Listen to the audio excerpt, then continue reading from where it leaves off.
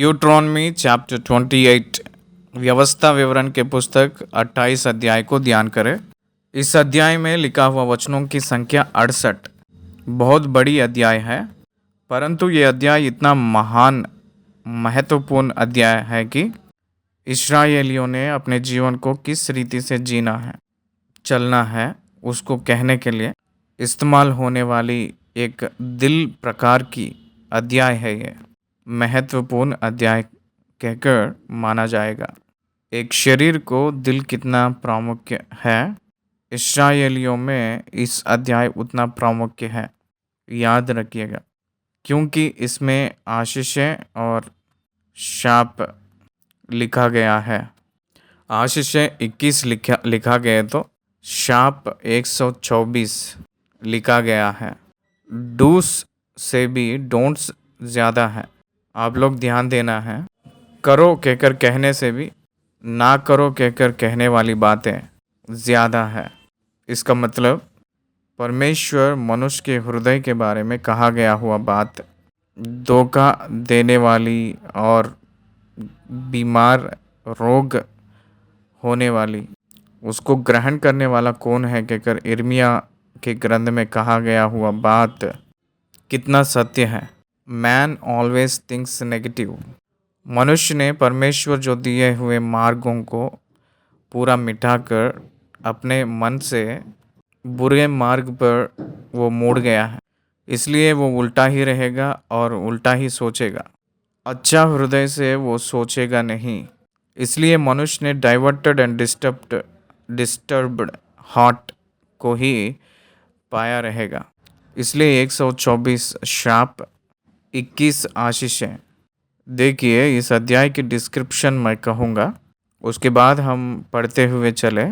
जब पढ़ते हुए जाते समय आपको अंतर तो नहीं होगा, अंतर तो नहीं है कहकर सोच आएगी, लेकिन एक एक प्रहार की मार के जैसा रहेगा। एक प्रहार का मतलब वो हथौड़ा से भी बड़ा औजार, चट्टानों को तोड़ने के लिए इस्तेमाल करने वाली औजार है प्रहार। उस प्रहार का मार कितना तेजी से लगता है, उस प्रकार की ब्लो, उस प्रकार की मार का इफेक्ट ये वचनों को पढ़ते समय हमें महसूस होगा। God's very strong wars and warnings. इस 68 आयतों को किस रीति से हम लोग अलग कर सकते हैं। पहला 14 वचन गिरिजिम पहाड़ के ऊपर कहने वाली 21 आशीषें। ये आशीषें बात मानकर आज्ञाकारिता होने वाले इस्राएलियों को मिलने वाली आशीषें हैं। बात मानकर चलने वाला, बात ना मानकर चलने वाले दोनों जातियां मनुष्यों में, विश्वासियों अविश्वासियों। विश्वासियों ने बात मानने वाले, अविश्वासियों बात नहीं मानने वाले। दो ही भाग हैं, दो ही जातियां हैं।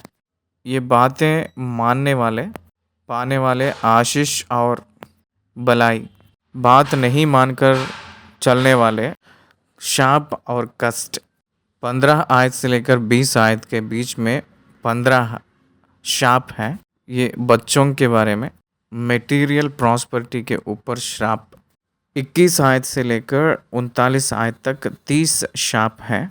बीमारी के बारे में और खेत के बारे में, युद्ध के बारे में, कारागार के अनुभव के बारे में, व्यापार की असफलता के बारे में, गरीबी के बारे में है। 30 से लेकर 44 के बीच में 36 शाप हैं।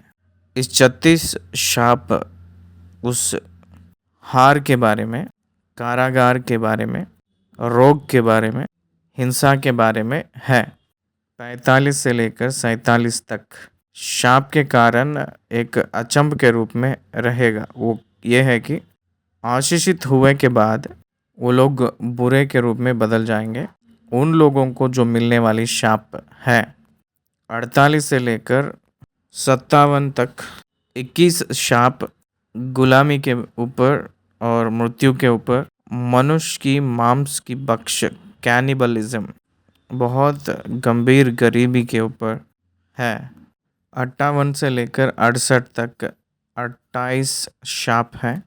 परमेश्वर आज्ञाकारिता को डिमांड कर रहे हैं। आज्ञाकारिता को डिमांड करते वक्त जो उनकी आधीन नहीं होते हैं उन लोगों को इस 28 शाप है क्या ग्रहण किए हैं। इसलिए 124 शाप के बारे में व्यवस्था विवरण के पुस्तक 28 अध्याय कही है। It is the most important. एक मनुष्य ने पृथ्वी पर आनंद से वो बहुत भलाई पाकर जीना है कहकर चाहता है। कष्ट करके शाप को पाना है कहकर कोई भी नहीं चाहता है। तो उस प्रकार के रूप में रहे तो उसका व्यवहार कैसे है। अगर एक बात में कहना है तो कल की आपकी भविष्य में आपके जीवन को आज निर्माण कर ले रहा हो। कल की भविष्य ने आज ही निर्माण कर ले रहे हैं। Today is your tomorrow preparation. कल की तैयारी के लिए तू आज ही तैयार कर रहा है। इसलिए आज तैयार नहीं रहे तो कल नहीं है। तो ध्यान देना है। आपका ब्राइट फ्यूचर आपके ही हाथ पे। आपकी थिंकिंग, आपकी एक्शंस आपके फ्यूचर में आपके लाइफ के ऊपर इम्पैक्ट होकर रहेगा कहकर आप जानना चाहिए। आपकी एक्शंस आपके लाइफ में फ्यूचर में इम्पैक्ट होगा कहकर आपको जानना है। उसके बाद 28 अध्याय पहले वचन से लेकर 14 वचन तक लिखा हुआ वचन की भाग में आशीषें पढ़ लेंगे। पहले आशीषें लिखे हैं फिर बाद में शाप लिखे हैं। आप सभी लोग परमेश्वर की आशीष पाना चाह रहे हो ना। सो आशीषों का कारण क्या है। परमेश्वर के वचन आप सभी लोग आशीष पाना चाह रहे हैं। उस आशीष को पाने का कारण क्या है। परमेश्वर के वचन ओल्ड टेस्टमेंट में इस्राएलियों को दिया गया हुआ है। हमें आशीष क्या है। यीशु मसीह के नाम के ऊपर विश्वास करने में हमें आशीष आरंभ हुई है। अपना आशीष हमें भौतिक संबंध की विषय में इस्राएलियों ने किस रीति से वचन का आज्ञाकारिता हुए थे, जिस धर्म को वो आज्ञाकारिता हुए थे उस प्रकार के रूप में हम लोग भी अंगीकार हुए तो आज्ञाकारिता हुए तो दुनिया में हम लोग भी इस्राएलियों ने जैसे अनुभव करते हैं वैसे ही भौतिक संबंधित आशीषें अनुभव कर सकते हैं। आत्मा के संबंधित हर एक आशीष यीशु मसीह के नाम पे विश्वास के वजह से जो विश्वास करते हैं उन सारे व्यक्तियों को वो उन्हें मिली है, पाए गए हैं कहकर सारी एफिसी के पत्री वो गवाही दी है। एफिसियों की पत्री को बिलीवर्स चेकबुक कहते हैं। बिलीवर्स चेकबुक है वो। By faith we can draw any extent of amount in the name of Jesus Christ for the sake of the Lord. इसलिए आपकी स्टेटस यीशु मसीह में you are highly rich person. इसलिए आशीषों के कारण वचन की आज्ञाकारिता होगा, ये भूलना नहीं। पहला वचन से लेकर 14 वचन तक जो लिखा हुआ वचन को पढ़े। यदि तू अपने परमेश्वर यहोवा की सब आज्ञाएं जो मैं आज तुझे सुनाता हूँ चौकसी से पूरी करने को चित्त लगाकर इसकी सुनी। This is very important. तू अपने परमेश्वर यहोवा की बात सुनी कहकर नहीं लिखा है, चित्त लगाकर उसकी सुनी। So specific. परमेश्वर बहुत स्पष्ट रूप में कह रहे हैं, बहुत चित्त लगाकर सुनना है। सब आज्ञाएं जो मैं आज तुझे सुनाता हूँ चौकसी से पूरी करने को चित्त लगाकर उसकी सुने तो वह तुझे पृथ्वी की सब जातियों में श्रेष्ठ करेगा। आज बहुत सी मसीह वाले वो आशीषित ना होने का कारण क्या है, बढ़ने ना होने का कारण क्या है, भौतिक आशीषों को नहीं पाने का कारण क्या है।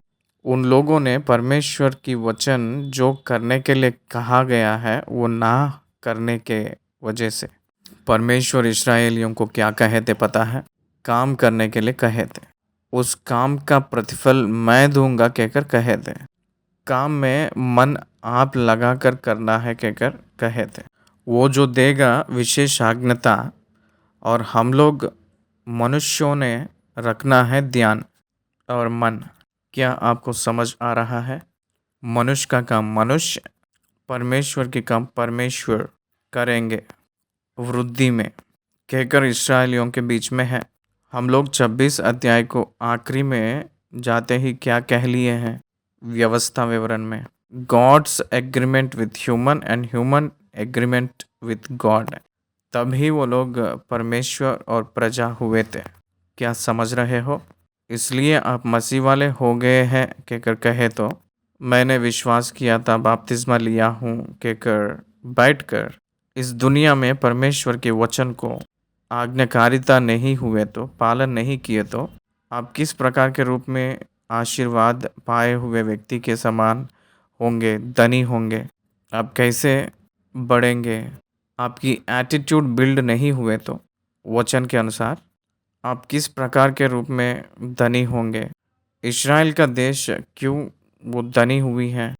अमेरिका देश क्यों धनी का देश के रूप में है?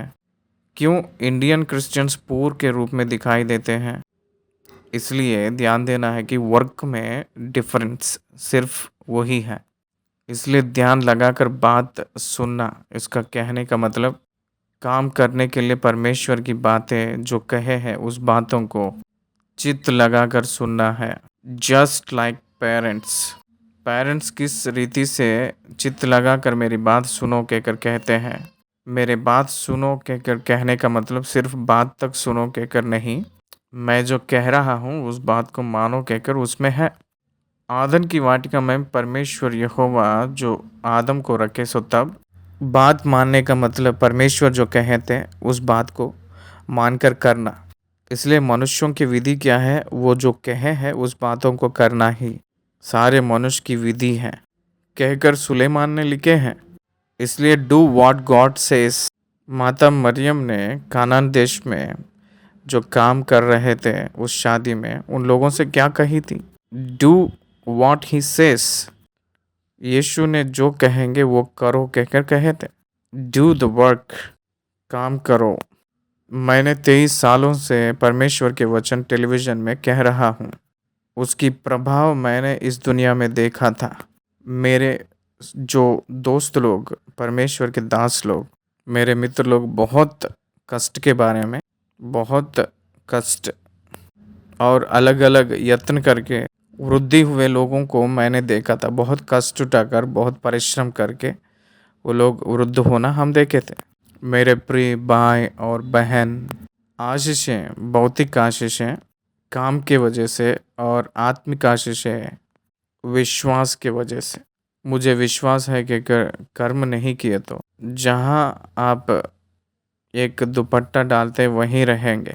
आप कितना भी बड़ा विश्वासी कहकर कह लिए तो भी छोटी सी कर्म से वो आरंभ नहीं किए तो आपका विश्वास व्यर्थ हो जाएगा। इसलिए याकूब कहते हैं बिना कर्म का विश्वास मृतक है, इनएफेक्टिव, इट वोंट वर्कआउट कहकर कहे थे। इसलिए आशीष का कारण आज्ञा जो दिया जा रहा है उस आज्ञाएं कमांडमेंट्स, स्टैट्यूट्स, शासन है परमेश्वर की आज्ञाएं, परमेश्वर की बातें, उसको अनुकार करते हुए चलो तब सारे जनता से तुझे सब जातियों में, तुझे पृथ्वी की सब जातियों में श्रेष्ठ करेगा। परमेश्वर ज्ञान देता है, आप पढ़ना है। परमेश्वर ज्ञान देगा, आप पाठशाला जाना है। आप परमेश्वर तो ज्ञान देंगे तो हम स्कूल नहीं जाएंगे कहकर कहे तो कैसे? परमेश्वर ज्ञान तो देगा तो इसलिए मुझे 90 मार्क आ जाएगा कहकर सोचे तो कैसे? परमेश्वर ज्ञान देते हैं, आपको पढ़ना है। परमेश्वर ज्ञान देंगे तो आप कष्ट उठाना है। परमेश्वर सामर्थ्य देंगे, आपको काम करना है। परमेश्वर समृद्धि देंगे, आप मेहनत करना है। दूसरी वचन सारे जातियों से श्रेष्ठ करेगा। डैम श्योर ये होगा, ये याद रख लीजिए। फिर अपने परमेश्वर यहोवा की सुनने के कारण ये सब आशीर्वाद तुझ पर पूरे होंगे। ये सारी आशीषें आशीषें तुझे घेर लेंगे, पूरे होंगे। इसका मतलब आपका वश होगा, आपको मिलेगा, आपको घेर लेंगे, आशीषें घेर लेंगे। It is true my friends.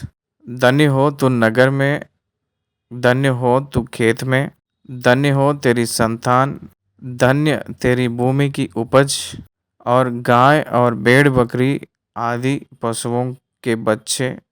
धन्य हो तेरी ठोकरी और तेरी कटौती, धन्य हो तू भीतर आते समय और धन्य हो तू बाहर जाते समय।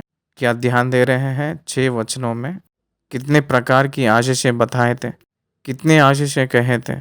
इस्राएलियों ने कितने प्रकार के रूप में आशीषित होंगे। इस्राएल का मतलब कौन है? इस्राएल का मतलब याकूब के संतान में जो पैदा हुआ था वो है क्या? नहीं, जो आज्ञा को पालन करता है वही इस्राएली है, जो विश्वास करता है वही अब्राहम का संतान है। इसलिए आशीष आपके ऊपर आए तब आप नगर में आशीषित होंगे। इसका मतलब नगर में आशीषित होंगे का मतलब आपको पहचानेंगे नगरवासी, आपको बहुत बड़ाई प्रतिष्ठा मिलेगा। खेत में आशीषित होने का मतलब आपका फसल समृद्धि से आपके घर पहुंचेगी, आपके संतान आशीषित होंगे, आपके भूमि का उपज बढ़ेगा, आपके जितने भी जानवर के ग्रुप्स हैं वो सब बढ़ते जाएंगे। गाय भेड़ बकरी आदि पशुओं के बच्चे सब बढ़ते ही जाएंगे। इसका मतलब वॉट एवर यू हैव, जो जो आपकी संपत्तियां हैं वो सारी संपत्ति वृद्धि होंगे। क्या आप लोग यहाँ ध्यान दिए थे? लाइफ स्टॉक कहा गया है, लाइफ स्टॉक कहा गया है। जानवरों के बारे में भी बात किए थे, वैसे ही एग्रीकल्चर के बारे में बात किए थे। एग्रीकल्चर में अपना इन्वेस्टमेंट क्या होगा? सीड, बीज। आज किसानी का पैसा खेत में क्या रखेंगे? आजकल खाद कहकर बोल रहे हैं, उसको थोड़ी देर बगल में रखें। बिना खाद का किसानी भी है ना। इसलिए what is the investment of the farmer in the field in agriculture? Only seed. Water परमेश्वर ही देंगे, वातावरण परमेश्वर ही देने वाले, उस धरती का अच्छा से उपज परमेश्वर ही देंगे। परमेश्वर उस अच्छा भूमि को दे रहे हैं और अच्छा सा बारिश दे रहे हैं, सूरज की रोशनी दे रहे हैं। तो आप करना क्या है? आपके बीज घर पे रख कर बैठना है क्या? नहीं, उस बीज को बोना है। उसके लिए धरती को जोतना है, हल से जोतना है, उसको अच्छा से धरती के रूप में रहे जैसा उसको तैयारी करना है। परमेश्वर जो देते हैं वो सूरज की रोशनी, जल, धरती अच्छा वाला वो खुद देते हैं। वो आपके हाथों में नहीं है, वो परमेश्वर देने वाले हैं। तो आपको करना क्या है?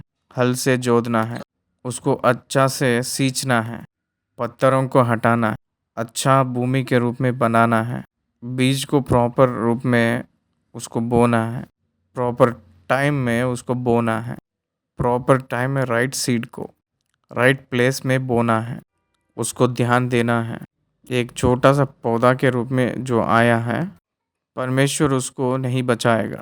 उस पंछियों में से आप बचाना है उस बीज को। उस पौधा जब बढ़ रहा है उसको कोई कीड़ा ना पकड़े जैसे तू बचाना है। परमेश्वर जो करना है परमेश्वर करेंगे, करेगा, कर रहा भी है। एक किसान होने के नाते जो आपको करना है आप करो। परमेश्वर की अनुग्रह आशीष के रूप में वो वृद्धि होगा। लाइव स्टॉक भी वैसे ही है, लाइव स्टॉक ग्रुप्स भी वैसे ही हैं। वो बड़े होंगे, वो वृद्धि होंगे, वो ग्रुप्स फिर से बच्चे करेंगे, पैदा करेंगे, फिर वो बच्चे फिर पैदा करेंगे, फिर वो बच्चे पैदा करेंगे। अगर वो मर जाएगा तो कोई भी बच्चा आएगा नहीं ना। इसलिए तुझे काम करने के लिए कह रहे हैं। काम ना करके आशीष आया है कहकर कोई भी कहे तो वो झूठ है, वो डिवाइन मेथड नहीं। घूस लेकर ये आशीष है मुझे मिला है कहकर कहे तो, चोरी करके ये मेरा आशीष है मुझे मनी मिला है कहकर कहे तो, वो आशीष नहीं है, वो शाप है। आशीष का मतलब आपके कष्ट का परिश्रम से मिलने वाली आशीष, आपका मेहनत, वो है आशीष। वो परमेश्वर की ओर से मिलने वाली है, वो है आशीष। 7वीं वचन, यहोवा ऐसा करेगा कि तेरे शत्रु जो तुझ पर चढ़ाई करेंगे वे तुझसे हार जाएंगे। जो लोग परमेश्वर की आज्ञाओं को पालन करके उनके इच्छा के अनुसार चलते हैं, उनके ऊपर निश्चय शत्रु लोग उठेंगे।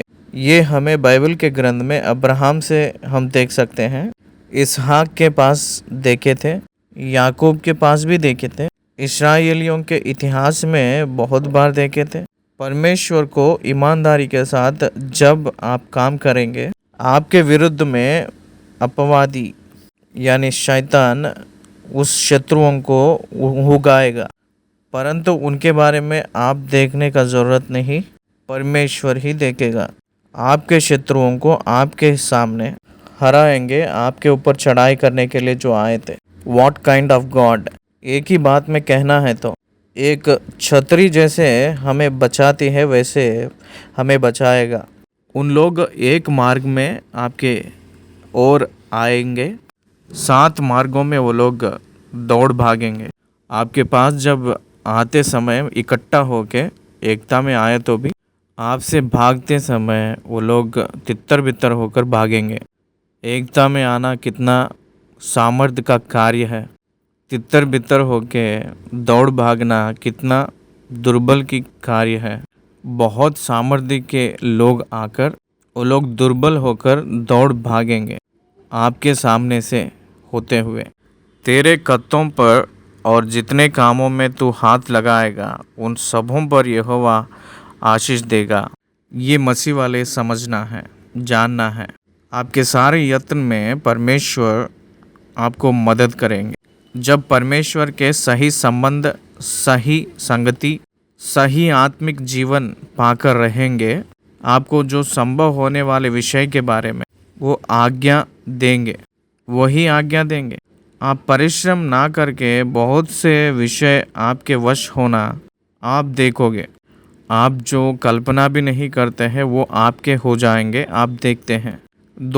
जो तू नहीं चाहता है वो आपके हो जाएंगे, आप देखेंगे ज़रूर। क्या है ये समृद्धि, क्या है ये आशीष, हम समझ नहीं पा रहे हैं। उस प्रकार के रूप में परमेश्वर आपको अगुवाही करना आप अपने आँखों से देखेंगे। ये मेरे जीवन में मैंने बहुत प्रकार के रूप में मैंने देखा था, बहुत बार मैंने देखा था। आपको आशीष मिले जैसे परमेश्वर आशीष देगा। परमेश्वर जिम्मेदारी लेंगे आपके ओर। यदि तू अपने परमेश्वर यहोवा की आज्ञाओं को मानते हुए उसके मार्गों पर चले तो वह अपनी शपथ के अनुसार तुझे अपनी पवित्र प्रजा करके स्थिर रखेगा। It is very important. आप परमेश्वर के संतान हैं, परमेश्वर के दास है कहकर आप खुद निर्धारित नहीं कर पाओगे, वो निर्धारित करने वाला परमेश्वर है। कैसे कहकर देखे तो आपकी इंटीग्रिटी के ऊपर परमेश्वर की रिएक्शन ये है कि आपको स्थिर करना। आप ईमानदारी के साथ रहे तो परमेश्वर आपको स्थिर करेगा। कई संदर्भ में मैंने परमेश्वर से पूछा था, हे प्रभु, मैं तो ईमानदारी के रूप में हूँ, मेरे जीवन में मैं ये अनुभव किया हूँ। परमेश्वर ने मुझे पोषण किए थे और स्थिर रखे थे। हमें ये स्थिर के जैसा नहीं दिखाई देती है जब हमसे भी महान लोगों को देखे सो तब, लेकिन अपने जीवन को अपने तक परमेश्वर ने स्थिर किए जैसे हमें समझ आएगा। परमेश्वर हमें नित्य उत्तर देना हम लोग पहचान सकते हैं। 9वें वचन में वो अपनी पवित्र प्रजा करके उनके लिए परमेश्वर अपने आप को इन्वॉल्व कर रहे हैं। उस प्रकार के व्यक्ति को परमेश्वर के रूप में नियमित करने के लिए वो लज्जित नहीं होंगे कहकर इब्रानियों के पत्र 11 अध्याय में अब्राहम के बारे में लिखा गया है। आपको नियमित करना, इसका मतलब आप परमेश्वर के संतान हैं कहकर जो आइडेंटिटी को आपको परमेश्वर स्वयं देने के लिए इच्छा रखते हैं। एलिया यूँ कहते हैं, जिस सम्मुख मैंने खड़ा हूँ उस जीवित परमेश्वर की शपथ कहकर कहते हैं ना, तब परमेश्वर भी मेरा दास एलिय्याह कहकर कहते हैं। इट्स ए रेसिप्रोकल कंडीशन, दोनों प्रकार के रूप में होगा। आप परमेश्वर को ईमानदारी के साथ रहेंगे तो परमेश्वर भी आपको ईमानदारी के साथ उनके काम को आपके पक्ष में करवा के आपको स्थिर करेंगे, स्थापना करेंगे, एस्टैब्लिशमेंट देंगे आपको। परमेश्वर एस्टैब्लिशमेंट देते हैं, पीछे हटेंगे नहीं। 10वीं आयत, और पृथ्वी के देश के सब लोगों यह देखकर कि तू यहोवा का कहलाता है, तुझसे डर जाएंगे। क्या आप समझ रहे हो? मसीह वालों को दुनिया डरती है, कब पता है? अगर ट्रू क्रिश्चियन हुए तो उस व्यक्ति को देखकर खाफेंगे।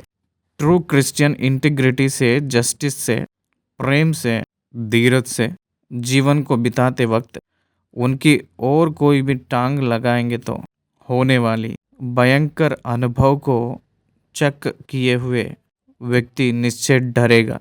परमेश्वर के दास कहकर जो मोहर को आज भी जनता डरने का कारण यह है कि गॉड इज़ विथ देम, परमेश्वर उनके साथ है कहकर भावना है। कितना भी महान क्यों ना हो, परमेश्वर के दास के ऊपर नहीं आ पाएगा। क्यों?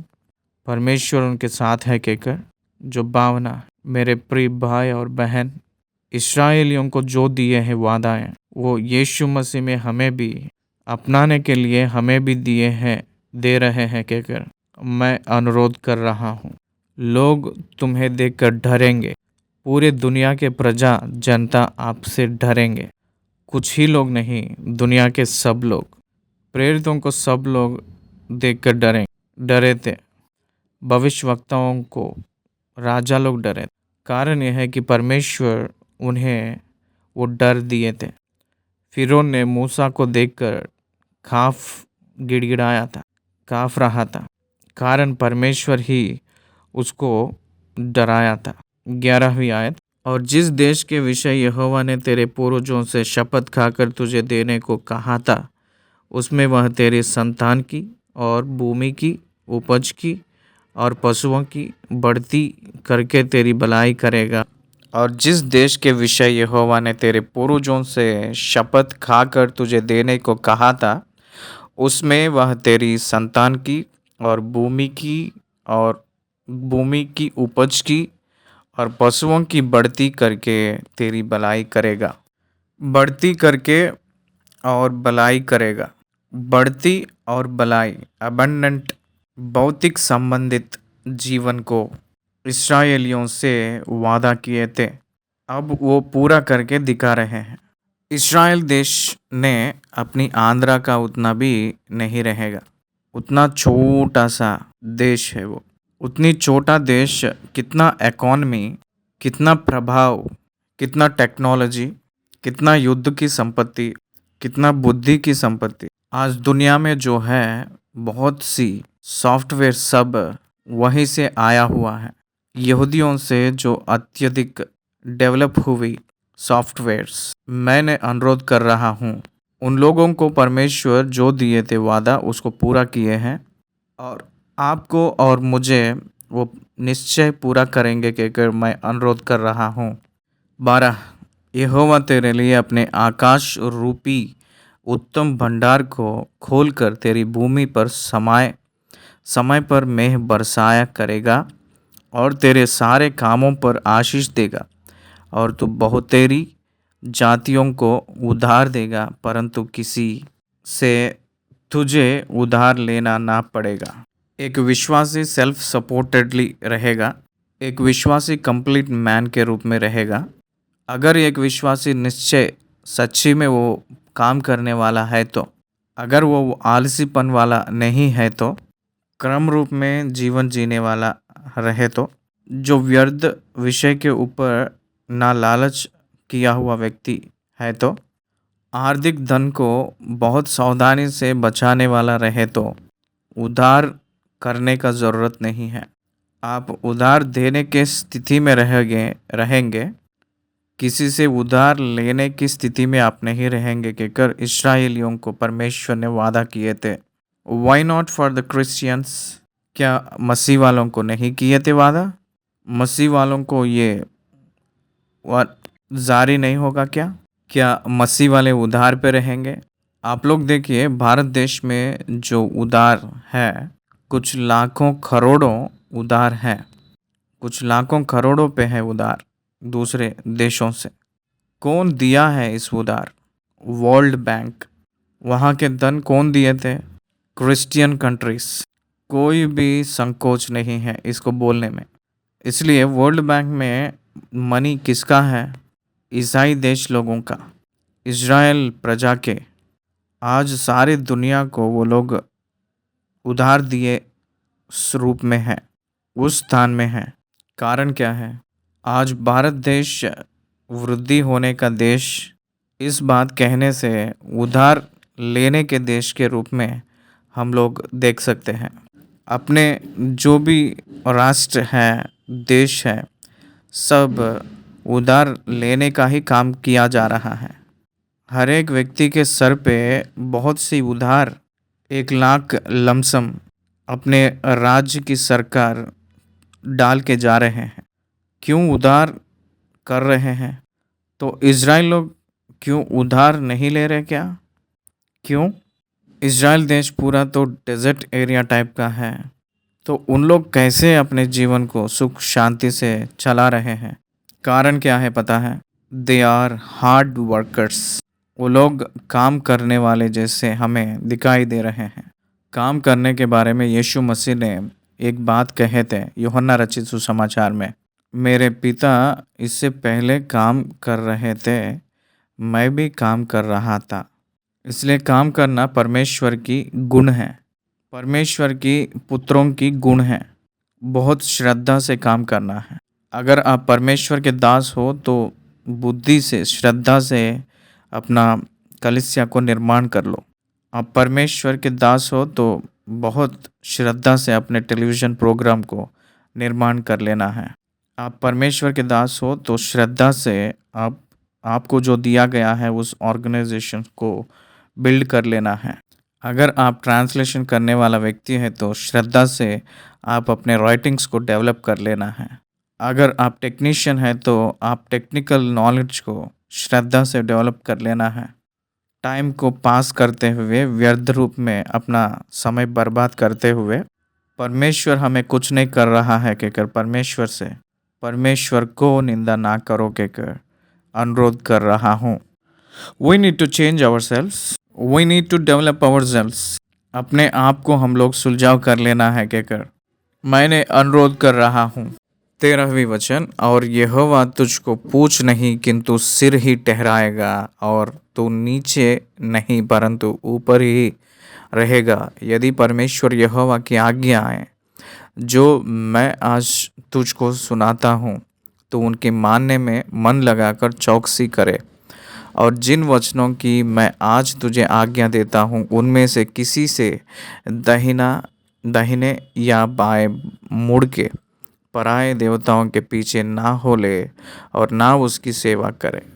13वीं वचन वेरी इम्पोर्टेंट, वेरी स्ट्रॉन्ग। परमेश्वर आपको पूछ के समान नहीं ठहराएगा, परमेश्वर तुम्हें सर के समान ठहराएगा। यहोवा तुझको पूछ नहीं किंतु सिर ही ठहराएगा। You will become a leader in the society, you will become a head. आपको बड़े के रूप में स्वीकार करते हैं आपके प्रांत में, आपको एक मुखिया के रूप में पहचानेंगे आपके प्रांत में। You will be identified as the head. सोच रखने वाला व्यक्ति के रूप में आपको विचार करने वाले के रूप में पहचानेंगे, चलाने वाले के रूप में आप पहचानेंगे। आप चलने वाले के रूप में नहीं रहेंगे, आप चलाने वाले के रूप में रहेंगे। जो कोई चला रहा है उसके पीछे हो लेते हुए जैसे नहीं रहेगा आपका जीवन। बहुत लोगों को आगे रहकर चले जैसे रहेंगे, चलाए जैसे रहेंगे। ये है परमेश्वर जो दे रहे हैं लीडरशिप। आशीष परमेश्वर दिया हुआ लीडरशिप है। मेरे एक्सपीरियंस में मैंने देखा हूँ, अनुभव किया हूँ, इसलिए मैं गवाही दे रहा हूँ। वो सिर ठहराएंगे परंतु पूछ नहीं। आप काम करते वक्त आप सर के रूप में बदलेंगे, पूछ के जैसा नहीं रहोगे। पूछ के जैसा कौन रहेगा पता है? जो काम नहीं आता है, जो काम करना नहीं जानता है, जो काम नहीं करता है, जो काम नहीं कर पाता है, वो काम करने वाला हमेशा हेड के रूप में ही रहेगा। काम करने वाला व्यक्ति को अनुभव और निपुणता आएगा। जो काम नहीं करता है वो कन्फ्यूजन में रहेगा। इसलिए ये 14 वचनों को जो हमें देके हैं, हमें जो कहे हैं वो ये है कि आज्ञाएं, आज्ञाएं के मतलब कर्म ही है। आज्ञाओं का मतलब कर्म है, कर्म का मतलब काम करना है। आज्ञाएं के मतलब पूरा करना ही, आज्ञा का मतलब कष्ट करना ही, सिर्फ बैठ के खाना नहीं। विश्वास कहकर उसको एक नाम चिपका कर, दिया को हवा में रखकर दोनों हाथों से ना रक्षा करके बैठना विश्वास नहीं होता है। इसलिए प्रॉस्पेरिटी गॉस्पेल को यकीन ना करो। आप लोगों को वो हो जाएगा, ये हो जाएगा कहकर जो प्रचारक, जो झूठा प्रचारक लोगों की बातों को विश्वास ना करिए कहकर मैं अनुरोध कर रहा हूँ। वचन को यकीन करिए। वचन कह रही है काम किया करो। अगर आप काम करना सीखे तो, काम करना शुरू किए तो जय आपकी दास हो जाएगा कहकर एक कहावत जो कहते हैं वो आप जानते हैं। विजय आपका दास होकर आपके घर के सामने आपके फाटक के पास बैठेगी अगर आप काम करना आरंभ किए तो। God will bless you. परमेश्वर आपको आशीषित करेंगे। कब? जब भेंट दिए तो आशीष मिलेगा क्या? नहीं। काम करो आशीष। उस भेंट दिए तो आशीष कहकर जो बुरी भाग्य में आजकल ज़माना आ गया है, वो स्थिति आपको नहीं चाहिए। परमेश्वर की आज्ञाओं को अधीन हो जाओ। सर के रूप में ठहरेंगे, आशीषमय होंगे, आशीष का कारण होंगे, सर के रूप में ठहरेंगे। उसके बाद 15 वचन से लेकर 68 वचन तक सब शाप ही हैं। क्या नहीं करना है उसको कहते हुए आए हैं। क्या नहीं करना है कहकर पूछे तो जो नहीं करना है उसको। काम करने का मतलब जो काम करना है 14 वचनों तक आशीष है। 15 वचन से लेकर 68 वचन तक जो नहीं करना है उस कामों को करके शाप को पाना। जो नहीं करना है, जो कर सकते हैं, जो नहीं कर सकते हैं उस काम। जो कर सकते हैं वो परमेश्वर की आज्ञाओं को पालन करना, परमेश्वर की बात मानना, परमेश्वर की बातों को अंगीकार करना, परमेश्वर की बातों के पीछे हो लेना। जो नहीं कर सकता है, जो नहीं करना है वो काम ये है कि उसको एग्जैक्टली रिवर्स, जो कर सकते हैं उस कामों की एग्जैक्टली रिवर्स है, ऑपोजिट जो नहीं करना है। परमेश्वर की बातों को ना मानना, परमेश्वर के पीछे ना हो लेना, परमेश्वर के अनुकरण ना करना, परमेश्वर से संगति ना करना, परमेश्वर से संबंध ना हो लेना, परमेश्वर को छोड़ना, परमेश्वर के उल्टे में जीवन जीना। Very simple. अगर ऐसे जिए तो सावधान। एक फल जो रहता है वो दिखने में कैसे दिखता है?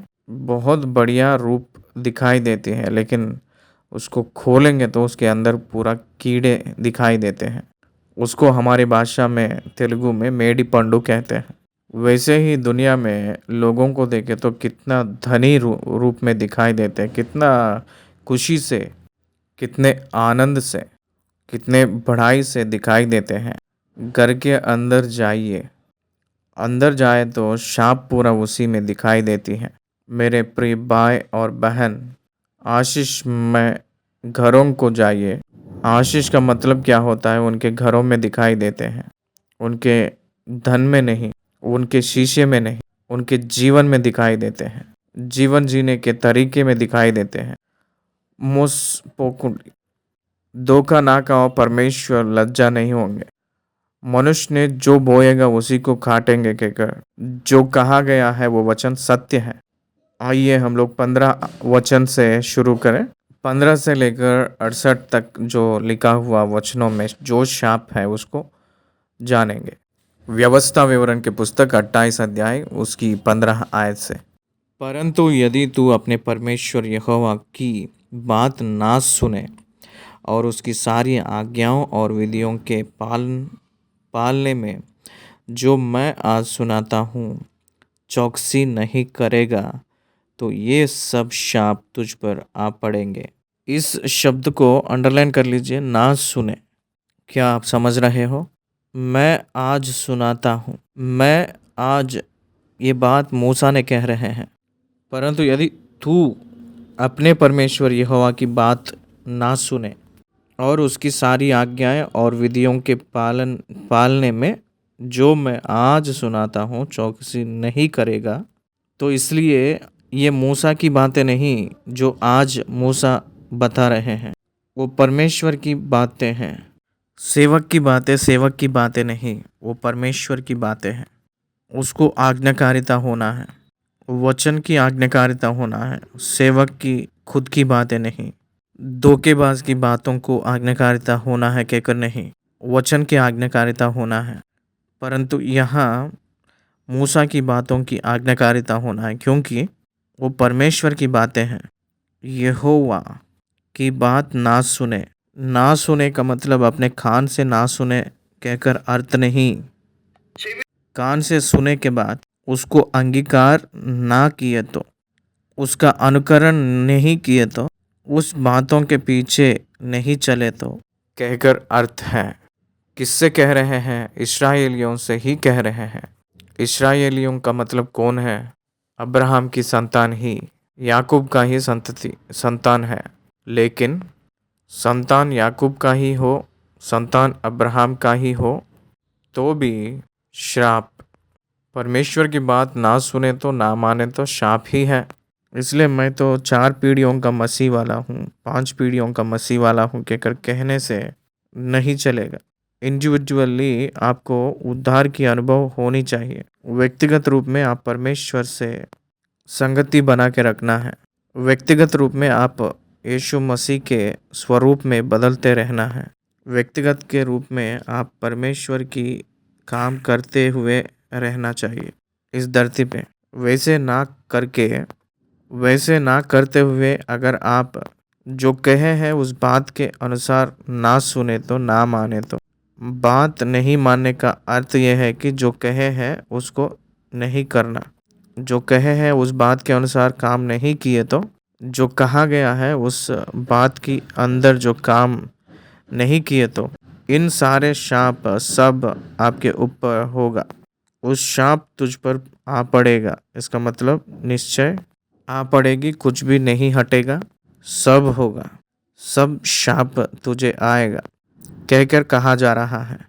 बच्चों के ऊपर, संतान के ऊपर, मटेरियल प्रॉस्पेरिटी के ऊपर दे रहे हैं पड़े। अर्थात 16 वचन, अर्थात शापित हो तू नगर में, शापित हो तू खेत में, शापित हो तेरी ठोकरी और तेरी कटौती, शापित हो तेरी संतान और भूमि की उपज और गायों और भेड़ बकरियों के बच्चे, शापित हो तू भीतर आते समय और शापित हो तू बाहर जाते समय। इसका मतलब एक दिन में ये सब मिट जाएंगे। आयुब के पुस्तक 1 अध्याय को अगर आप पढ़े तो आयुब ने शैतान को एक अचंभ के रूप में दिखाई दे जैसे किया था। शैतान के सामने आयुब ने एक घमंड की कारण है परमेश्वर की, उस रीति से रहने वाला आयुब को शैतान के हाथ में परमेश्वर सौंपे सो तब एक ही दिन में अपना सारे संतान मृत्यु हो गए थे, सारी संपत्ति। यहाँ भी वही कह रहे हैं, धरती का उपज और गर्भफल और जानवर, 3 ही संपत्ति थे उस जमाने में। संतान को एक संपत्ति के रूप में देखते थे, कितने बच्चे रहेंगे उतना धन, वो लोग धनी होते थे, वैसे लोग देखते थे। दूसरा, संतान के साथ भीड़, गदहे और घोड़े, बैल, भेड़ें और बकरी, ये सारे ग्रुप्स को लाइव स्टॉक कहकर कहते हैं। ये सब, उसके बाद किसानी, धरती, खेत, उपज, यही उन लोगों का संपत्ति था। यही संपत्ति उन लोगों को उस जमाने में था। इस संपत्ति के ऊपर शाप आएगा कहकर कहे थे। बच्चों के ऊपर, खेत के ऊपर, उस मांद यानी ग्रुप्स जो जानवरों के उसके ऊपर, इन सब के ऊपर शाप आ जाएगा। खाने का स्थिति आ जाएगा, खाने के लिए कुछ भी ना रहे जैसे स्थिति आ जाएगी कहकर कहा गया है। जब खाने के लिए नहीं रहा हुआ स्थिति आएगी तब वो उधारीपन हो जाएगा, उधार लेने की स्थिति।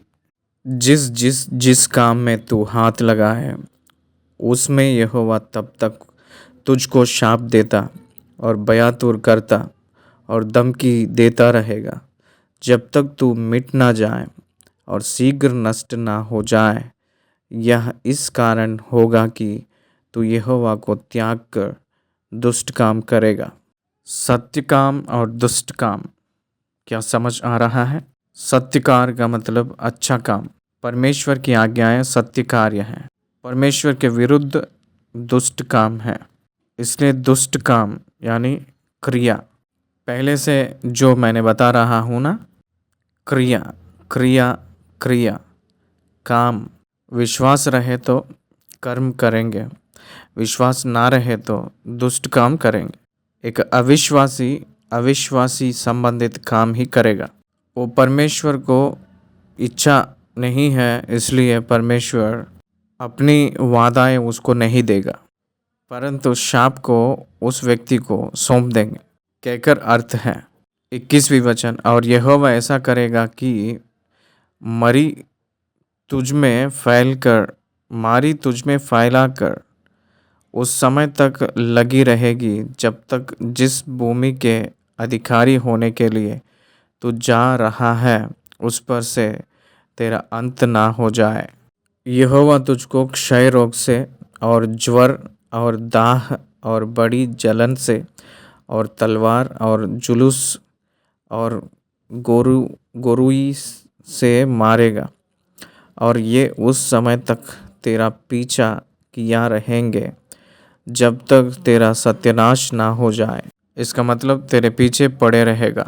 बीमारी तुझे नहीं छोड़ेगी, क्षय रोग तुझे नहीं छोड़ेगा, बुखार नहीं छूटेगा, दाह नहीं छोड़ेगी, बड़ी जलन नहीं छोड़ेगी। उसके बाद 23 वचन में, सिरे के ऊपर आकाश पीतल का और तेरे पाँव के तले भूमि लोहे की हो जाएगी। इसका मतलब जो लोहे से किस प्रकार का उपज आएगा, नहीं आएगा ना फसल। इसका मतलब इस धरती का जो फसल ना आते हुए वो धरती, आपका खेत की धरती भूमि, वो लोहे के जैसे हो जाएगा कहकर कह रहे हैं। आकाश में से बारिश ना आते हुए आकाश जो है पीतल के जैसा बन जाएगा कहकर कह रहे हैं। यहोवा तेरे देश में पानी के बदले बालू और धूल बरसाएगा। वह आकाश से तुझ पर यहाँ तक बरसेगी कि तेरा सत्यानाश हो जाएगा। यहोवा तुझको शत्रुओं से हरवाएगा। तू एक मार्ग से उनका सामना करने को जाएगा, परंतु 7 मार्ग से होकर उनके सामने से भाग जाएगा। कंप्लीटली रिवर्स लिख रहे हैं यहाँ। और पृथ्वी के सब राज्यों में मारा मारा फिरेगा, और तेरा शव आकाश के भांति भांति के पक्षियों और धरती के पशुओं का आहार होगा, और उनकी कोई भागने वाला ना होगा, भगाने वाला कोई भी ना रहेगा। आपका शरीर आकाश के पक्षियों ने खा लेंगे। यहोवा तुझको मिस्र के से फोड़े और बवासीर और दाद और खुजली से ऐसा पीड़ित करेगा कि तू चंगा ना हो सकेगा। आप कितना भी वैद्य करवा लो लेकिन तुझे वो बीमार नहीं छूटेगी। यहोवा तुझे पागल और अंधा कर देगा और तेरे मन को अत्यंत घबरा देगा। लाइफ के ऊपर क्लैरिटी नहीं रहेगा, नौकरी में उस जागरूकता नहीं रहेगी, उस नौकरी के ऊपर स्पष्टता नहीं रहेगा, उस व्यापार पे स्पष्टता नहीं रहेगा, व्यापार में नष्ट ही नष्ट रहेगा, ये कह रहे हैं। और जैसे अंधा अंधियारे में टटोलता है वैसे ही तू दिन दोपहरी में टटोलता फिरेगा। और तेरे काम काज सफल ना होंगे और तू सदैव केवल अंधेर सहता और लूटता ही रहेगा और तेरा कोई छुड़ाने वाला ना होगा। तू स्त्री से विवाह की बात लगाएगा परंतु दूसरा पुरुष उसको भ्रष्ट करेगा। घर तू बनाएगा परंतु उसमें बसने ना पाएगा। दाख की बारी तू लगाएगा परंतु उसके फल खाने ना पाएगा। इसका मतलब आपको अपने लाइफ में कुछ भी ना मिले जैसे करेंगे परमेश्वर ने। 30 आयत से लेकर 44 वचन तक जो आप मंगनी कर लेंगे परंतु दूसरा पुरुष उसको भ्रष्ट करेगा। घर तू बनाएगा परंतु उसमें बसने ना पाएगा। दाख की बारी तू लगाएगा परंतु उसके फल खाने ना पाएगा।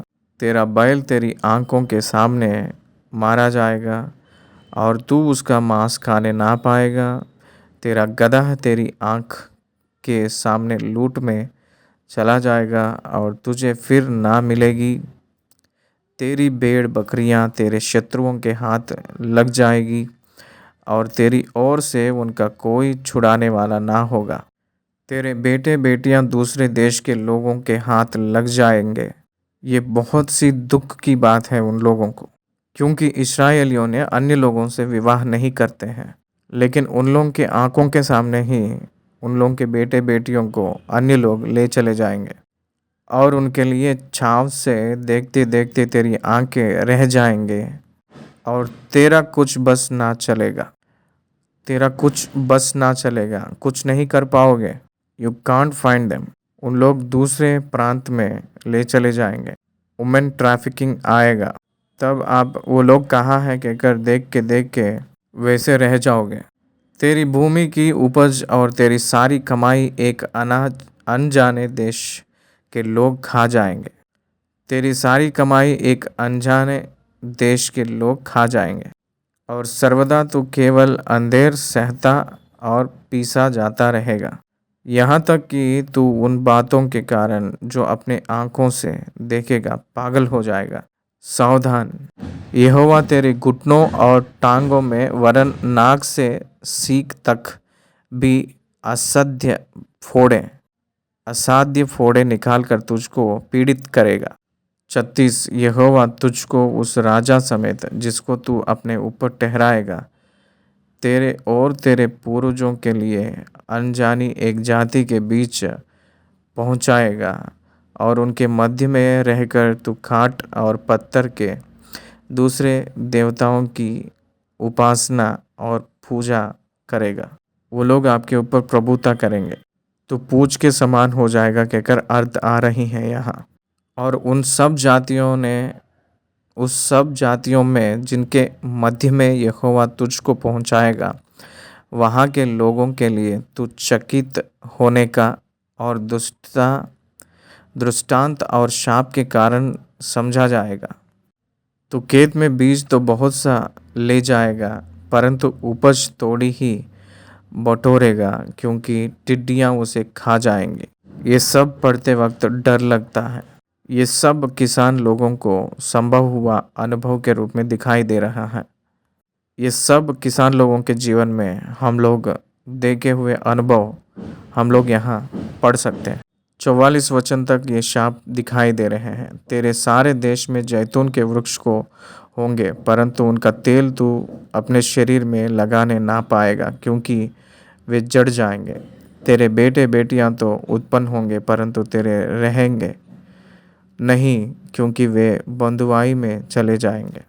39 में देखिए, तू दाख की बारियां लगाकर उनमें काम तो करेगा परंतु उनकी दाख का मधु पीने ना पाएगा, वरन फल भी तोड़ने ना पाएगा, क्योंकि कीड़े उनको खा जाएंगे। तेल मैक्सिमम 250 ग्राम्स भी तुझे नहीं मिलेगा। जैतून वृक्ष तो है, कम से कम बाल पे लगाने का तेल भी नहीं रहेगा तेरे पास। तेरे सब वृक्ष और तेरी भूमि की उपज टिड्डियाँ खा जाएंगी। ये टिड्डियों का जो आक्रमण हम लोग मिस्र देश में देखे थे ना, कितने खतरा के रूप में मिस्र देश में आकर उस मिस्रवासियों को घबराए थे, हम लोग देखे थे निर्गमन के पुस्तक में। जो परदेशी तेरे मध्य में रहेगा वह तुझसे बढ़ता जाएगा और तू आप घटता चला जाएगा। ये सब समाज में हम लोग देख रहे हैं। परदेशी बहुत दूर से आकर तुझे जो काम दिए जैसा बन जाएगा। आप उसके दास के रूप में हो जाओगे। वह तुझको उधार देगा परंतु तू उसको उधार ना दे सकेगा। वह तो सिर और तू पूँछ ठहरेगा। तू जो अपने परमेश्वर यहोवा की दी हुई आज्ञाओं और विधियों के मानने की उसकी ना सुनेगा, मानने को उसकी ना सुनेगा, इस कारण ये सब शाप तुझ पर आ पड़ेंगे और तेरे पीछे पड़े रहेंगे और तुझको पकड़ेंगे और अंत में तू नष्ट हो जाएगा।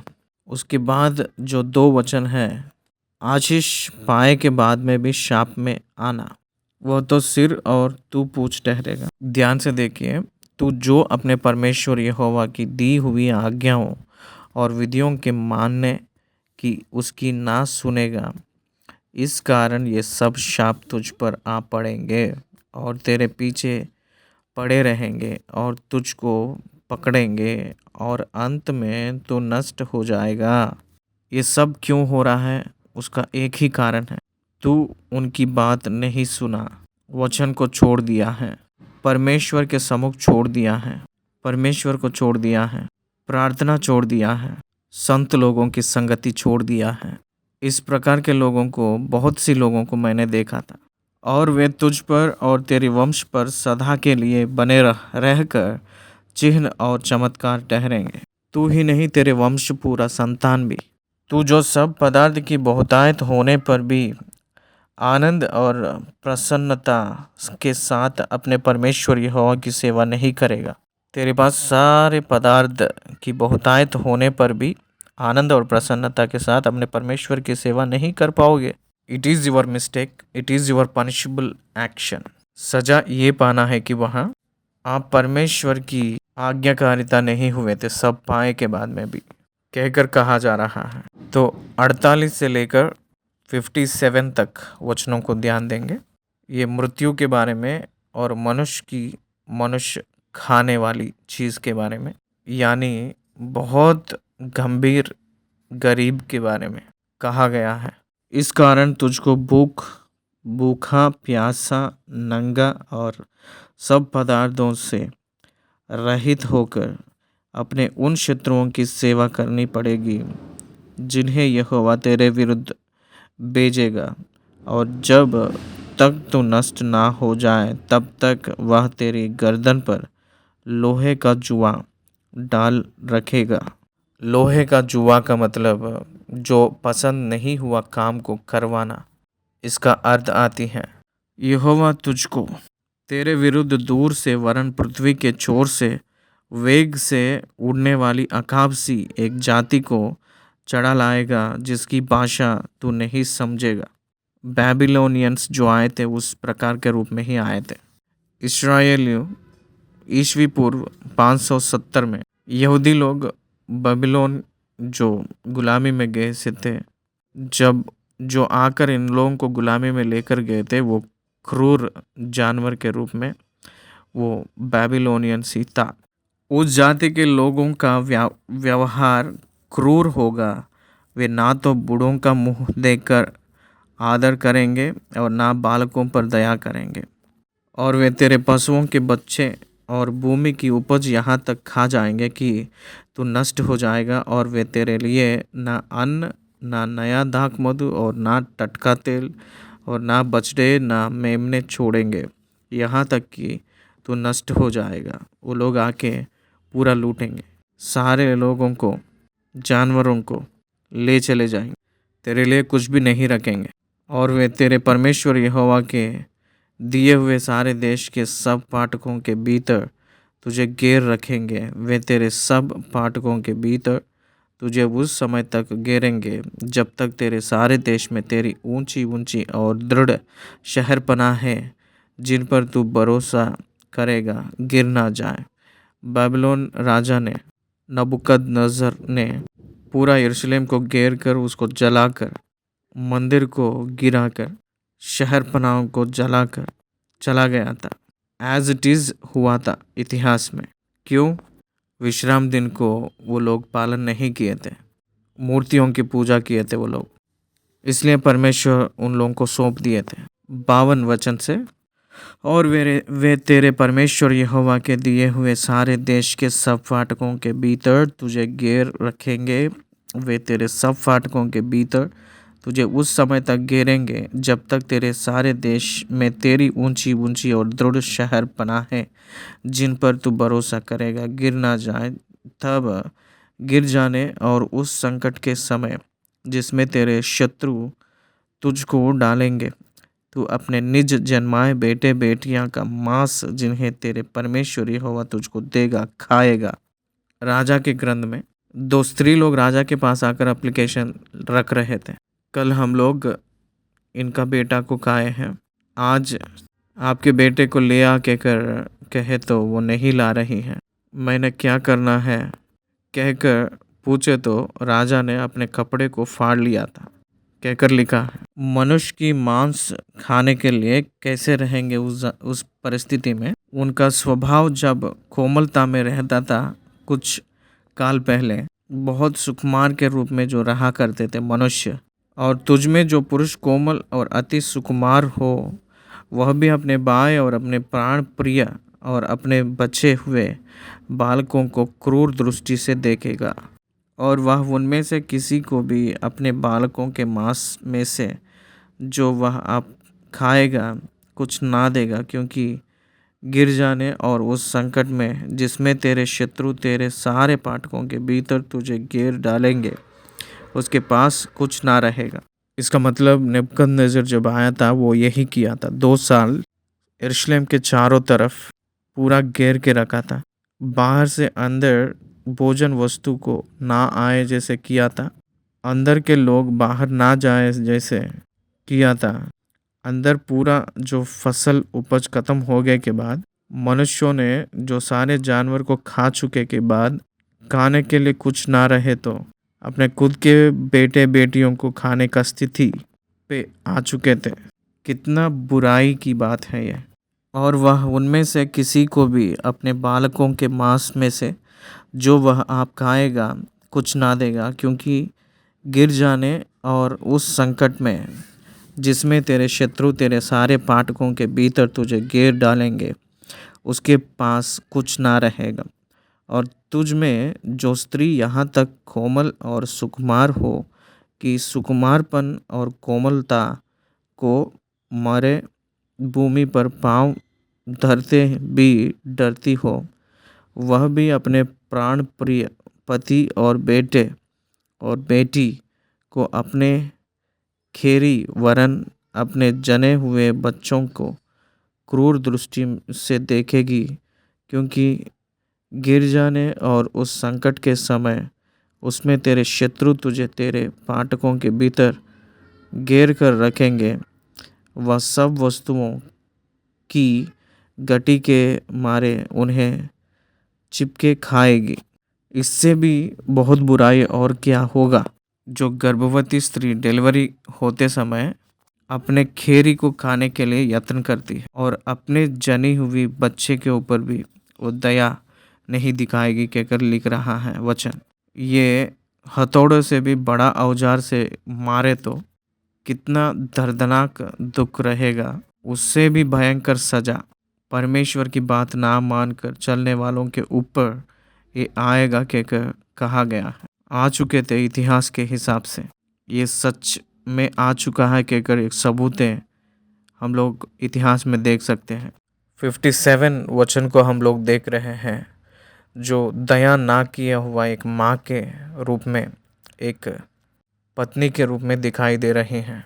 उसके बाद 58 से लेकर 68 तक लिखा हुआ वचन कि शाप आज्ञाकारिता दिखाना है कहकर परमेश्वर डिमांड कर रहे हैं। उसको ना सुने तो होने वाली शाप।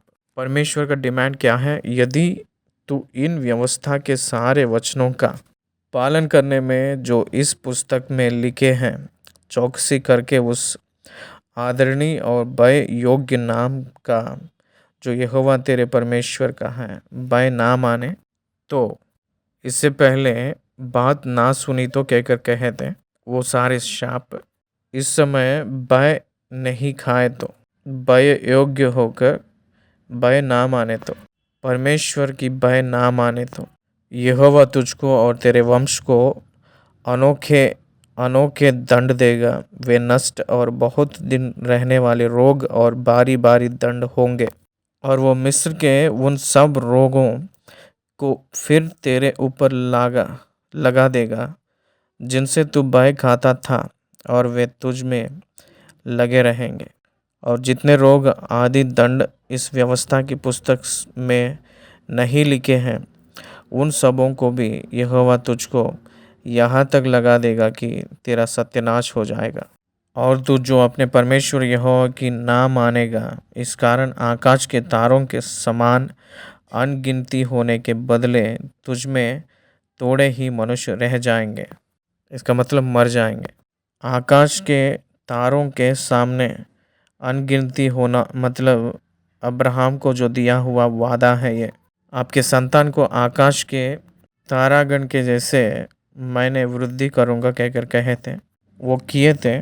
परंतु संख्या के रूप में वो लोग कम हो गए। संख्या के रूप में वो लोग कितने कम हो गए कहकर पूछे तो गुलामी से वापस आने वालों की संख्या बहुत कम है, बहुत कम था। 63 आयत। और जैसे अब यहोवा को तुम्हारी भलाई और बढ़ती करने से हर्ष होता है, वैसे ही तब उसको तुम्हारा नाश वरन सत्यानाश करने से हर्ष होगा। और जिस भूमि के अधिकारी होने को तुम जा रहे हो, उस पर से तुम उखाड़े जाओगे। यरूशलेम को छोड़कर उन लोग बबीलोन को उखाड़ के भेजा गया है। और यहोवा तुझको पृथ्वी के इस छोर से लेकर उस छोर तक के सब देशों के लोगों में तितर बितर करेगा। इस्राएलियों ने ईस्वी पूर्व 760 में अशूर को, ईस्वी पूर्व 570 में बेबीलोन को उन लोगों को भेजा गया था। बहुत साल वो लोग गुलामी में अपना जीवन बिताए थे। और वहाँ रहकर तू अपने और अपने पुरखाओं के लिए अनजान काठ और पत्थर के दूसरे देवताओं की उपासना करेगा। बेबीलोन के राज्य में मूर्तियों की पूजा करने के लिए अपने स्वयं मूर्त लगाए। सो तब हे नबूकदनेस्सर, 3 जवानों को छोड़कर सब लोग घुटने टेके थे। शद्रक, मेशक, अबेदनगो को छोड़कर उस सोने के प्रतिमा को सब लोग झुककर नमस्कार किए थे। परमेश्वर की बातें असत्य नहीं है, सत्य है। ये जो कहे गए हैं ईस्वी पूर्व 1850 में पूरा होना, ईस्वी पूर्व 500 साल में। देखिए 900 साल में ये पूरा हुआ इतिहास के रूप में हमें सबूत के रूप में दिखाई दे रही हैं। 65 आयत। और उन जातियों में तू कभी चैन ना पाएगा और ना तेरे पाँव को ठिकाना मिलेगा, क्योंकि वहाँ यहोवा ऐसा करेगा कि तेरा हृदय कांपता रहेगा और तेरी आंखें धुंधली पड़ जाएगी और तेरा मन व्याकुल रहेगा और तुझको जीवन पर नित्य संदेह रहेगा और तू दिन रात थरथराता रहेगा और तेरे जीवन का कुछ भरोसा ना रहेगा। तेरा मन में जो भय बना रहेगा और तेरी आंखों को जो कुछ दिखता रहेगा, उसके कारण तू भोर को आह मार के कहेगा सांझ कब होगी, और सांझ को आह मार के कहेगा भोर कब होगा। भोर हुए तो सांझ कब होगा, सांझ हुए तो भोर कब होगा कहकर उस स्थिति में, उस दीन स्थिति में आप चले जाओगे। और यहोवा तुझको नावों पर चढ़ाकर मिस्र में उस मार्ग से लौटा देगा जिसके विषय में मैंने तुझको कहा था कि वह फिर तेरे देखने में ना आएगा। अपने पैरों से ये लोग वापस आए थे मिस्र देश से। उन लोग नावों पर चढ़कर फिर मिस्र में जाने का स्थिति आएगा कहकर कहा जा रहा है। अपने पैर से चलते हुए आना मतलब वो अपने स्वयं से अपनी इच्छा के अनुसार आया हुआ स्थिति है। और इसमें नावों पे चढ़कर जाने का मतलब उन लोगों को ले जाएंगे ज़बरदस्ती, यानी गुलामी के रूप में फिर से। गुलामी से छुट के आए हुए लोग आप मिस्र देश की गुलामी को फिर से आप लोग वापस जाओगे, सावधान कह रहे हैं। और वहाँ तुम अपने शत्रुओं के हाथ दास दासी होने के लिए बिकाऊ तो रहोगे, परंतु तुम्हारा कोई ग्राहक ना होगा। खरीदने के लिए तो बहुत लोग आएंगे, लेकिन तुझे खरीदने के लिए कोई ना आएगा आगे। इवन दास का जो वैल्यू भी आपको नहीं रहेगा। आखिरी में ये शाप बोल रहे थे, दास के रूप में आप रहना चाहे तो भी आपको खरीदने वाला नहीं रहेगा। कम से कम दास को एक कपड़ा देते हैं और एक मुट्ठी चावल खिलाते हैं खाना अपने ओढ़ने ओढ़ने के लिए, लेकिन तुझे वो भी नहीं मिलेगा। इसका मतलब भयंकर गरीबी, भयंकर रिजेक्शन इसमें आप लोग सामना करना पड़ेगा। ये अध्याय बाइबल ग्रंथ में एक दिल के समान रहा हुआ अध्याय है। ये महत्वपूर्ण अध्याय है। ये अध्याय बहुत बहुत इम्पोर्टेंट है। परमेश्वर की बात ना माने तो होने वाली श्राप। आज के ज़माने में अगर हम कहें तो बीमारी, गरीबी, रॉब किया जाना, लूटना, दबा देना, दबा डालना, ये सब वचन की आज्ञाकारिता जो लोग नहीं होते हैं उन लोगों के जीवन में होने वाली है। ये इस्राएलियों के इतिहास में हम लोग देख रहे हैं। एक मसीह वाला विश्वास से जी रहा हूँ कहकर कहते हुए विश्वास की बदले जो काम नहीं किए तो उसके जीवन में भी इस प्रकार के विषय को देखते हैं। परमेश्वर के दास के रूप में रहने वाला मूर्त की पूजा करने वाला बन गया है। परमेश्वर के बेटे के रूप में जीने वाला व्यभिचार के रूप में बदल गया है। परमेश्वर के बेटे के रूप में जीने वाला आप एक खूनी के रूप में बदल जाओगे।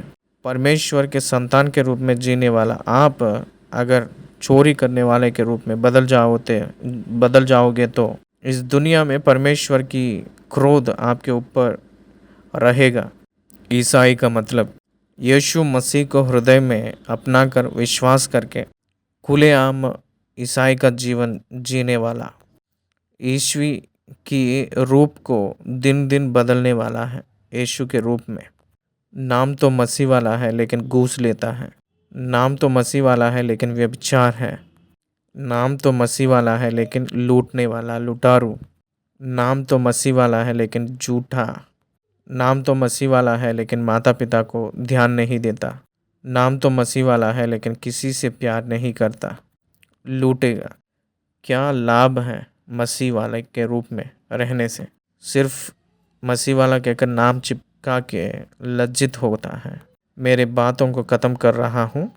28 अध्याय मोस्ट इम्पॉर्टेंट और रीडेबल चैप्टर। बार बार पढ़ना है, बार बार पढ़ना है, सावधानी से पढ़ना है।